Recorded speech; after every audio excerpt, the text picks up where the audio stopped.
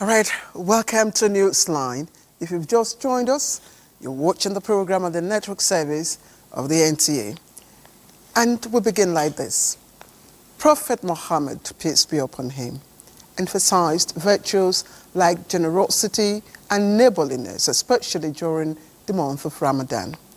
Now, in Sunan ibn Majah, Abdullah bin Salam narrated that when the Prophet arrived at Al-Madinah, he said, and I quote, "O people, spread the greetings of salam, feed others, uphold the ties of kinship, and pray during the night when people are sleeping, and you will enter paradise with salam," unquote. Additionally, Su'yab ibn Salam reported that the Prophet also said, and I quote, "The best of you are those who feed others," unquote. In our very first report tonight, our correspondent, Mariamu Balla, highlights how a revered emir in Bauchi State embodied these teachings, reflecting the true spirit of Ramadan. Emirs are known as traditional rulers responsible for promoting cultural heritage and traditions of their chiefdoms. The Islamic responsibility of providing spiritual guidance and oversight on Muslim communities, especially at this time of Ramadan fast, has however prompted the Emir of Bauchi, Rilwanu Suleiman Adamu, to initiate this special interaction with the aim of supporting the vulnerable members of his domain by providing a platform for underprivileged children to sell their meals with the aim of developing their local economy. It's a unique gathering in front of the palace where the emir purchases meals prepared by these children and asks them to share it with others in need within the community. Up to the time of the seventh emir of Bauchi, that was this Yakubu Saka. So he used to buy food. He used to buy so many things as charity. So the tradition goes down to the present emir. If you feed a fasting man or a fasting woman, you will have the reward of their fasting from the Almighty Allah. The Emir's compassionate gesture is not only to inspire hope into the children, but also to bring joy for sharing the meals with the less privileged families. Before, he used to give money to less privileged as a charity and so on and so forth. But in this year, he changed the pattern. His intention is to improve the economic situation of the less privileged people. One interaction that humanizes a traditional ruler, according to Islamic cleric, is the demonstration of his commitment to social responsibility and community development. It's so important because they serve as role models, especially that of the emir. In addition to reward for feeding, he has reward for encouraging people. Emir's compassionate effort is no doubt enough for the promotion of a sense of community and social responsibility, as he advised the children to use the profit in boosting their businesses. Indeed. Now, I don't have a personal tailor, but I do love clothes. Of course. While those of us who wear them often impact the world, it's actually the tailors themselves who craft these garments that lay the foundation. And in Kanu's Fege district, tailoring isn't just a business. There, it's a way of life. And that area stands out as a major hub where skilled artisans work tirelessly to meet increasing demands. And in this report, Yahanatsu Hassan takes us through the tailoring frenzy in Fage as Salah approaches. As the early morning sun casts its golden glow over Fage, the rhythmic hum of sewing machines fills the air. In this small but busy workshop, Malam Sani Umar, a seasoned tailor with more than 2 decades of experience, is here doing what he knows best. Although Sani holds a bachelor's degree, tailoring remains his means of livelihood. At the end of this month, people are so rushed to bring their clothes. Maybe at the first time, they don't have the money for them to buy that clothes. So that's what makes us to be, the work is so conjuncted. Like Sani, many tailors in Fagge are working long hours to meet customers' demands. Halima Ibrahim, a fashion designer who specializes in women's wear, says the Salah season is both a blessing and a challenge. The fast as in the country be, but people they try and they bring clothes and they sew. Despite the business boom, tailors in Fagge face some major challenges, noting that the most frustrating is the inconsistent electricity supply, which makes it so compelling to use a generator. The proverbial saying, "A stitch in time saves 9," applies to Isa, who bought his clothes 2 months ago to avoid disappointment. I have bought my clothes and that of my family since, and already they have sewed it for me. The tailor is my friend. He promised me to have my clothes ready by 15th Ramadan, and is yet to start it. For the tailors in Fagge, the Salah season is more than just a time of increased income. It is a taste of skills, endurance, and patience. Tell us. All right. Our next report is a true story of From Grass to Grace. Many dream of owning a home. The peace, the warmth, the sense of security that comes with the first night can be almost unimaginable. Now let's picture children without biological parents raised in a crumbling rented space, let's say orphanages, where uncertainty tucked them in at night.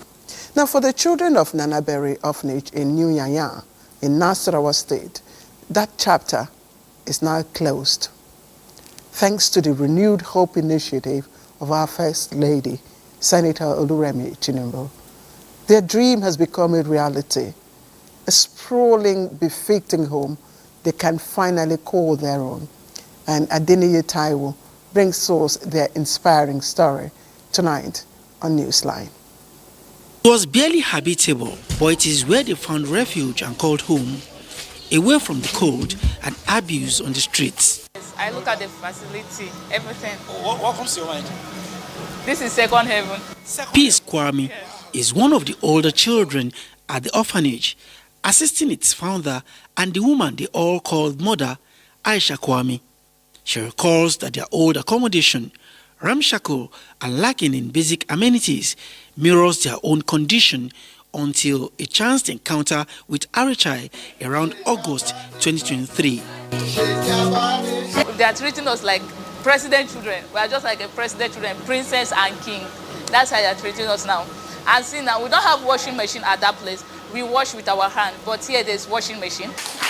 Since the first gifts exchanged hands, the fortune of the home has changed, with more gifts from Arichai, culminating in the construction and donation of this beautiful home to the orphanage. Thank you.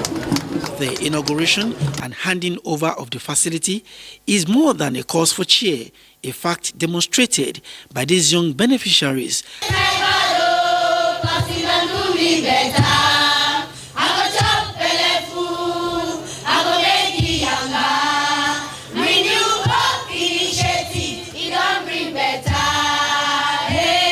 What Her Excellency has given us is an orphanage with all the luxuries of a 5-star hotel. It's a miracle. We've never thought of this, we've never expected it. I've been trying to wake myself up to tell myself that this is true. The children are very happy to see this kind of facility. Some of them are asking me that I hope after we pack and they will not come and pursue us. I said, no, nobody will pursue us because this is our home. They have already made it for us and it's already in our name. This is quite good. Just like the children, the First Lady Oluremi Tinubu is happy as she embarks on a tour of the facility, applauding the empathy and collaboration that gave birth to the new home. This moment is a demonstration of the power of collaboration and commitment to the well-being of our most vulnerable children in the society. I first learned about the plight of the children of Nanaberi Orphanage and Children's Home while watching an interview the founder, Mrs. Aisha Kwame, gave on NTA in the early part of the year 2023. This is the beginning, but no child is supposed to be without decent housing.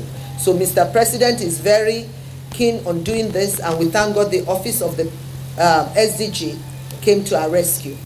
And with well-ventilated rooms and air-conditioned reception areas, clear, it takes little or no imagination to know what their first and indeed many nights would look like in their new accommodation.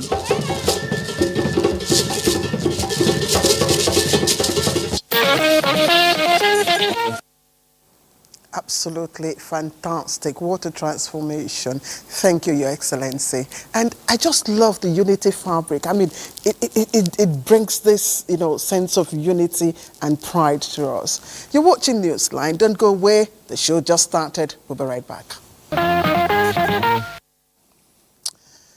All right, welcome back. If you ask me what's in a name, I'd rather say it's everything we embody: our character, our identity, our integrity, our dignity. Names hold power, often opening doors, especially when shared with someone influential. Now, in the Kanuri culture, this concept is known as takwara. It forges bonds that transcend blood relations, sometimes even facilitating significant life events like marriage. In this report, our zonal coordinator, Muhammad Abubakar, known for his engaging storytelling, explores how this enduring tradition thrives amidst modern influences.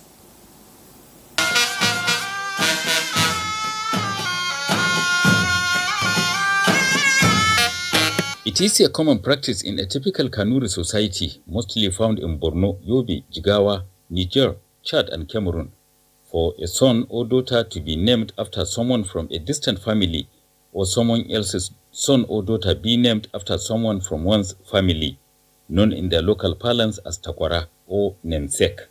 A beautiful example is Rijia Muhammad Bakari.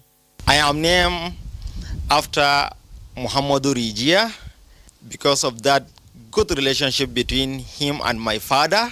Naming me after him gives me an opportunity to marry his own daughter.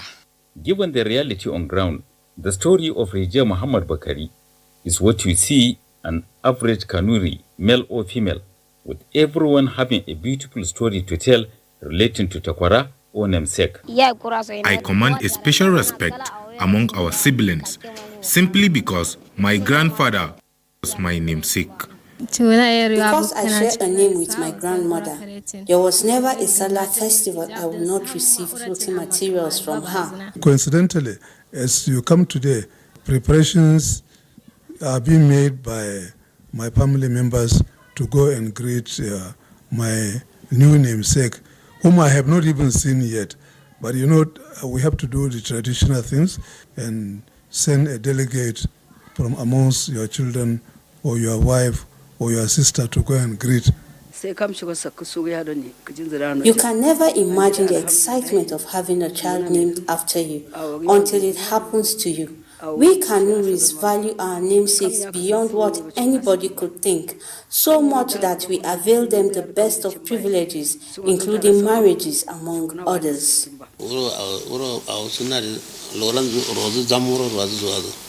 My first namesake wrote a handmade Holy Quran and gave it to me as a gift. All of those bearing my name enjoy special privileges from my family members, friends, and associates. Whoever names his child after you, after winning the child, normally some of them take the child to their home to grow with his children. So this is showing to us the sense of communality. For the Kanuris to remain dogged all this long in ensuring the continued practicing of the Takwara culture speak volumes on the benefits derivable. Those named after me have taken it upon themselves to be coming to see me on weekly basis with some gifts, all out of the affinity between us. Everyone in my family called me mommy, meaning that they don't call me by my name. Is that not a benefit worth mentioning? You know, name indeed carries a lot of weight, history, and all that. And I particularly like the connection part, you know, the part that says it brings unexpected connection. So for tonight, at least, just tonight, I'll just add Salihu Abdul Hamid to my name, just for tonight, for the connections. All right. Our next story delves into a fashion tradition that was once a woman's domain, but has now stylishly tucked the men in. I'm talking about Ashwebi, a Yoruba term meaning family cloth. It has evolved beyond its origins, once reserved for close relatives at weddings and celebrations. But today, it has transcended ethnic lines, becoming a statement of elegance, unity, and shared identity. Now, more than just fabric, Ashwebi is a movement, a language of belonging expressed through colors, patterns, and creativity. And as I speak, I have 1, 2, 3 Ashwebis to buy. Let's just say it comes with its own commitments. Here is Elizabeth Omoko with the enduring role Ashwebis play in social events in Benin City. Over time, Ashwebi has evolved and has become a popular tradition across various ethnic groups in Nigeria. Transcending its original Yoruba roots, Ashwebi, meaning family cloths, with an aim of sharing identity and strengthening bonds among family members and friends. Ashwebi has become an integral part of ceremony in our society. Our people believe that once something comes raining, they always follow it. One, it adds color to the occasion, and it also brings the issue of wineness among the celebrants. You go there fine, everywhere go there clear. When you go to see the party, the tea go there properly. You say, look at this Ashwebi. Without Ashwebi, the occasion looks so dull and so very colorful and beautiful. As you can see, we are excellent. We are a great one. It's my cute sister. We don't dress like this often, just for sisters' love and create more bonds. While the core concept of Ashwebi remains, modern interpretations have emerged, with people choosing different fabrics, styles, and colors to suit their individual preferences and a specific event, thereby creating significant economic impact. People are actually patronizing despite the complaints and all of that. Every woman wants to look beautiful, most especially when they are going for an occasion, an event. They want to look, they want to come out super wonderful. In most cases, I charge according to how expensive your dress is. The negative aspect of it is that most people cannot afford it. They will go to an extent of borrowing in order to meet up with others. They believe that once they are able to meet up, there's a shame. It's not forced on anybody. If you have money, they present the material for you. You purchase it, you buy it. So you sew it and use it. But if you don't have money, you don't buy it with shame. It's not a problem financially. You should sew your coats according to your size. Don't do what your friends do. Don't do what others do. There is time for everything. With the quest for people to engage in Ashwebi, one may wonder if there is a price in return for Ashwebi. Buying also in Ashwebi for many years now, I've not received any gift from anyone. Gifts or no gifts, respondents believe that the use of Ashwebi should not just end in parties, but should be translated in every relationship with families, friends, and neighbors, and the society would be better for it.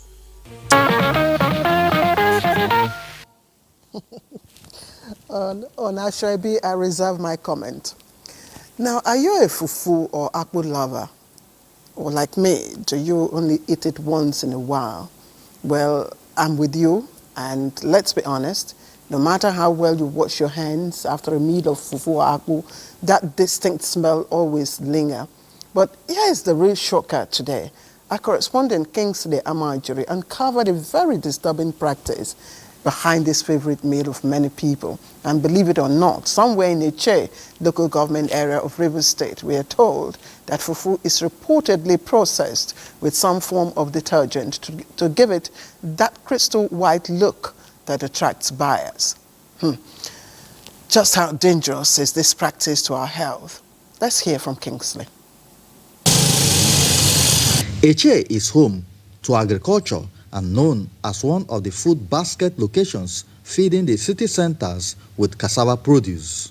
Many traders find their way into some markets in these communities to buy gari, fufu, and other farm produce. The latest report of use of detergent by some women in the area to process fufu prompted our curiosity to visit the localities where the food is processed for commercial consumption. Ade is a Christian and nice, thank God, who we are processing fufu when NTA News visited confirmed that detergent is used to fast-track the fermentation process. This they do ignorantly and equally consume the fufu without knowing the possible health implications. I'm washing the lele, so my mommy can cook it tomorrow and take it to market on Friday. First of all, you uproot the cassava and then you peel it. You soak it with omo inside the water. Between 3 days, it will melt. So wash it. Sometimes if you wash it, then the lele didn't melt. You grind it to mix it. So after that, you filter it and cook it as my auntie is cooking there. So if you uproot the loloi, then we'll carry it come and pin it and put water inside our butter. Then we'll wash it very well. Then and soak it. We used to use this thing home and wash it.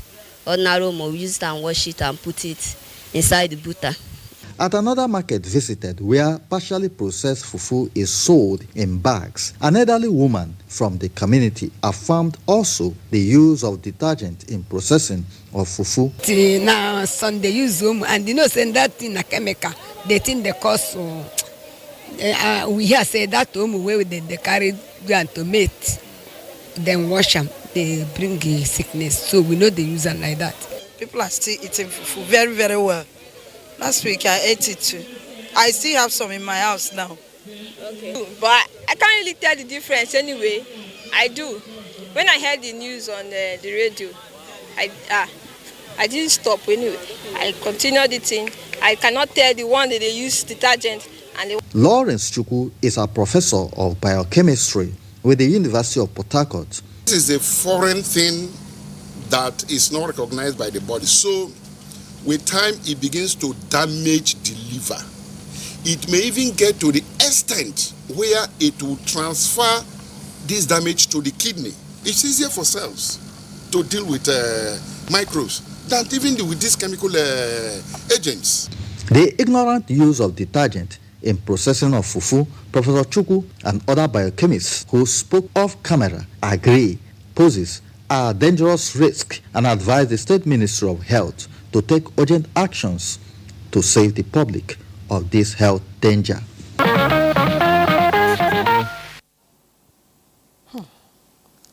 Wonderful. Now, that's just one place in Eche. There could be so many other places that we're yet to discover. I think NAFDAC and all the relevant authorities should be on their toes. You're watching Newsline. Let's take another break, and then we'll come back. All right, thank you for joining us again. Now, my colleague Annie Daniels has a very quiet demeanor, but she also has a knack for digging up the most incredible stories and the courage to go anywhere many won't dare to go. So this time, she ventured right into the den of Okada riders to ask a very simple question about road safety. But guess what? One of the Okada riders had something entirely different on his mind he hoped Annie could help him fix. So what was troubling him? And you may ask, did Annie have the answer? Was she able to fix his problems? Please join me as I also find out from this report. When God created Adam in the Garden of Eden, he saw that the man was alone, and loneliness was never part of the grand plan. So, he created Eve, a partner for companionship and procreation. Adam was thrilled, and ever since, at every wedding I have attended, the bride and groom have shared that same joy, beaming with excitement on their special day.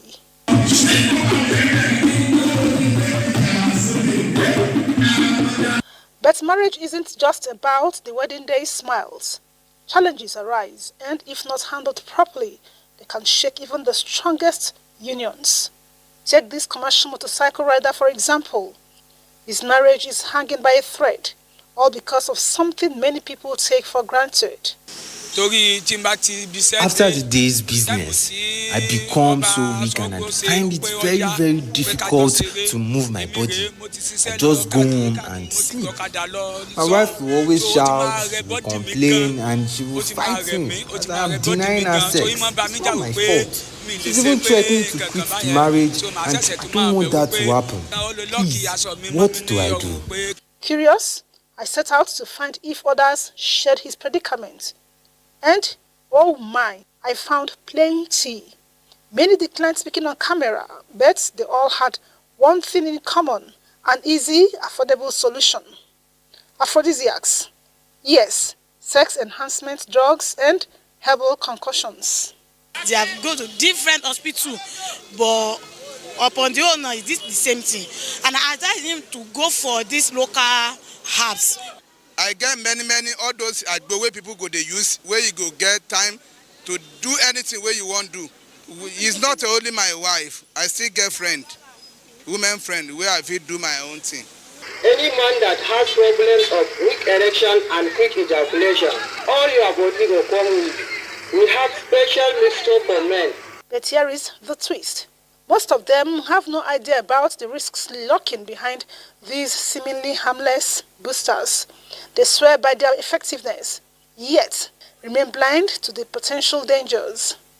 People with certain health conditions, like in the case of the use of sildenafil, which is commonly called Viagra, we know that there are certain health warnings. You cannot use these drugs if you're on nitrates, for example, because nitrates will double up or triple up or quadruple the impact of these drugs, and patients can also even have a cardiac arrest. Could there be a safer, more reliable way to tackle this issue?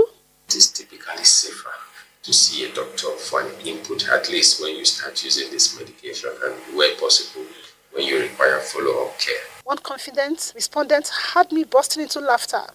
With a straight face, he declared that all he needs is quick action. And lucky for him, the solution is always within reach. No need for a hospital, no need for a pharmacy. Quick action may be dangerous, so you need to be sure what you are taking. And you need to be sure about your health status. In a situation where you may have an underlying health problem and you don't know what it is, and you now go and you take a medication or a supplement or a traditional thing that you do not know the content, what is mixed in it, what concentration, and what dose you are taking, and you then have a side effect, there will definitely be challenges. It's very common for people to report that they have all kinds of side effects. Andy Daniel, well done. From an assignment on road safety to something else. But that also tells you the state of mind of many people. So please don't forget the caution of the medical doctor there. Quick action will not, or is not the solution. Let's turn to something, another story. You know, many of us have fond memories of childhood adventures, like, of course, you know, sneaking into a neighbor's garden, you know, on the wayside to pluck either ripe mangoes or fruits, or even reaching for those tempting fruits that hang over the roadside. I mean, it was all part of the fun growing up.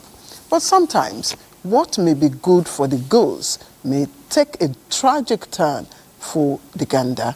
And such was the case of an 11-year-old student from Bolori Primary School in Maiduguri. The simple act of picking fruits turned into a harrowing nightmare. Pauline Kujivana shares this disturbing story, and viewer discretion is highly advised. It was a cry for help on the viral video of Hawa Mohammed, who never imagined that an innocent after-school adventure will turn into the most traumatic moment of her life. That fateful day after school hour, Hawa and her friend went to a nearby compound to pluck mangoes, unaware that danger awaited them. What followed was a horrific experience that would leave scars, both physical and emotional, as she was mercilessly beaten with sticks by a 33-year-old man, Mamman Shatima, in an act of brutality that shocked the entire community and the wider public alike. What made the ordeal more disturbing was the involvement of his 23-year-old wife, who not only witnessed the assault but also recorded the entire incident and shared it on social media, where her voice was heard telling the husband to beat the helpless child more. If the government deal with him or they take good matter with him, so when people see, they will know. If they tell somebody to do this thing, they will not do it. The beating was brutal. I cried watching the video, feeling as though it was my own daughter. What he did was unacceptable. Posting the video out of ignorance has exposed his cruelty. Government must take necessary action. If that were his own daughter, he wouldn't have been so brutal. He should have asked the parents to pay for the mangoes. Instead, honestly, government must ensure the girl receives justice. The Nigeria Security and Civil Defense Corps (NSCDC) tracked the perpetrators, and both Shatima and his wife were arrested. And when NTA crew visited the office to confirm their detention, access to interview them was denied, but the official wasted no time in responding to the case. At the end of the investigation, we will contact the Director of Public Prosecution of the Ministry of Justice, Borno State here, who will advise us on the next step to take, with a view to ensure that the girl gets justice. Borno State Ministries of Education, Women Affairs and Justice, among other individuals and organizations, have all stepped in, demanding justice for Hawa, who was admitted at the University of Maiduguri Teaching Hospital. This is a serious issue and the government has picked interest in the case. I instantly called the attention of my colleague, the Honorable Commissioner of Justice, to take over, and they have taken over.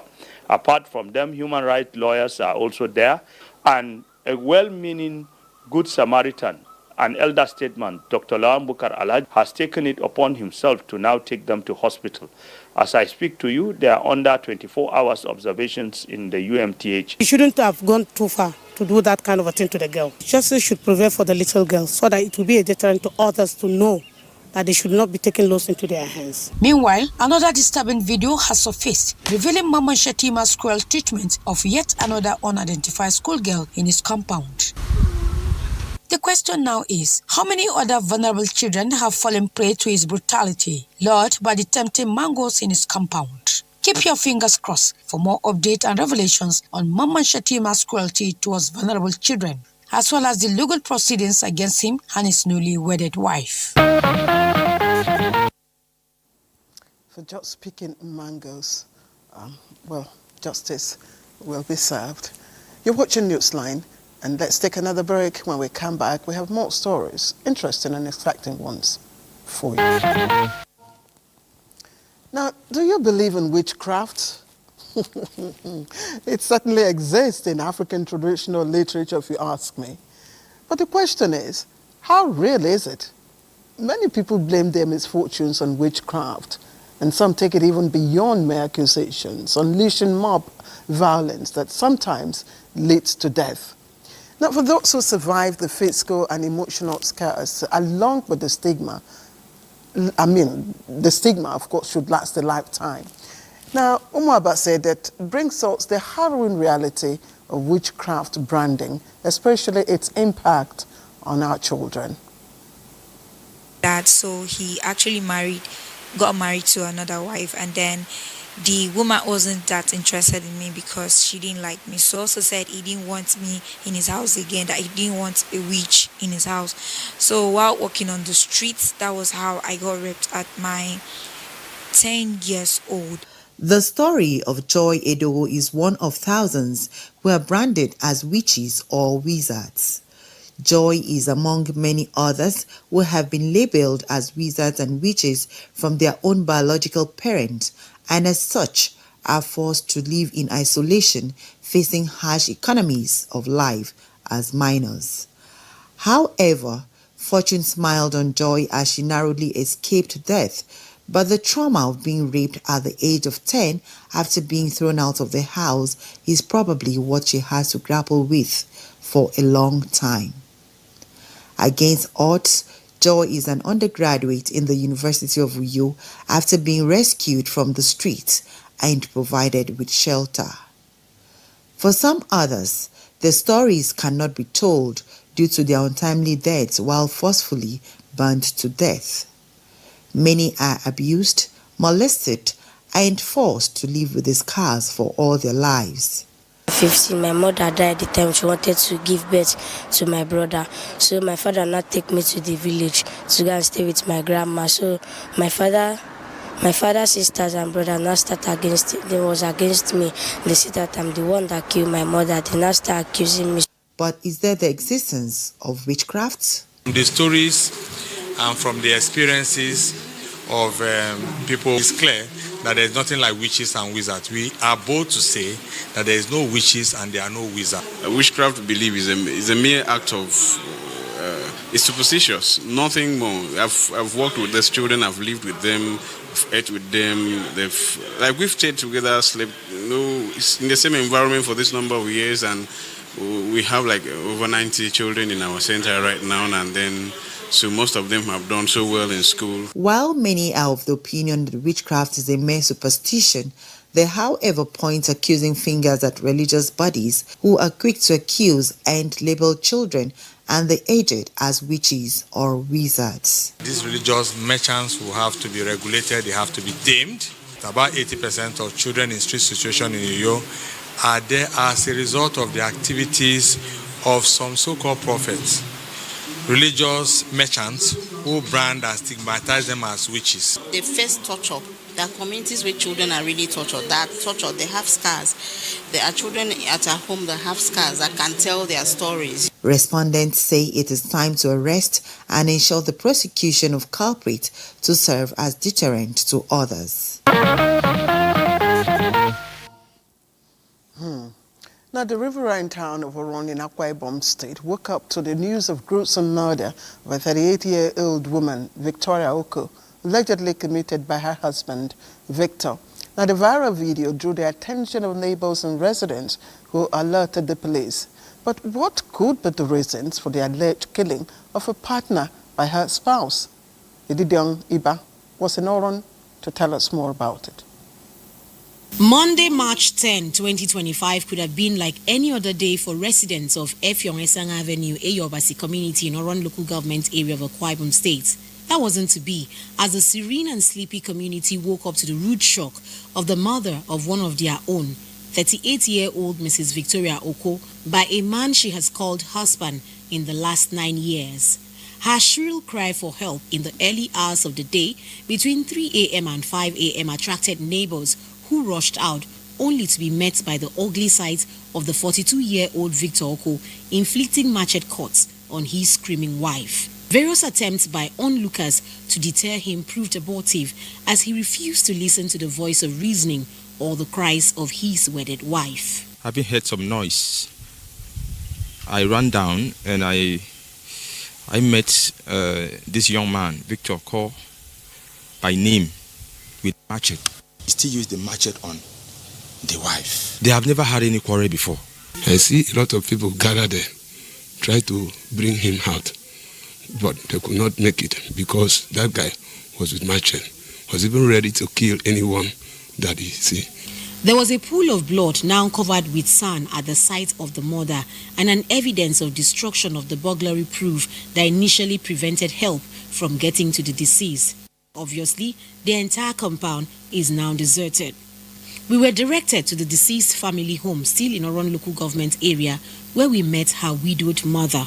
She affirmed that in the 9 years that her daughter was married, there has not been any reported case of violence of any kind between them, and wondered what could have bewitched him to gruesomely murder her child. I thought it was ordinary fights.